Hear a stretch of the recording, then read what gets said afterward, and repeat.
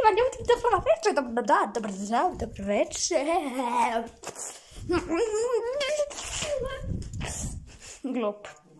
Šalim se, nisam ja glup, ja sam samo veoma hiperaktivan čovek.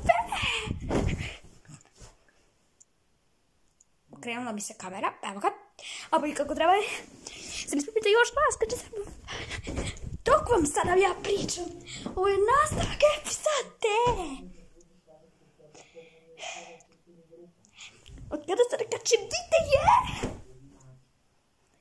Ja od sada, kao što znate u epizodu od kada sada kačem videe, rekao sam da ponedeljkom kačem serijal Zanimljivosti. Novi serijal. Evo mene.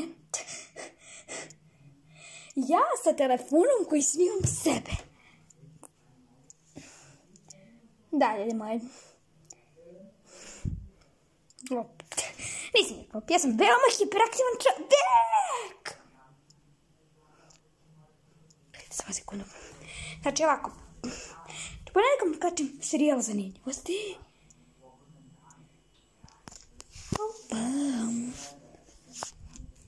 Utorkom kačem serijal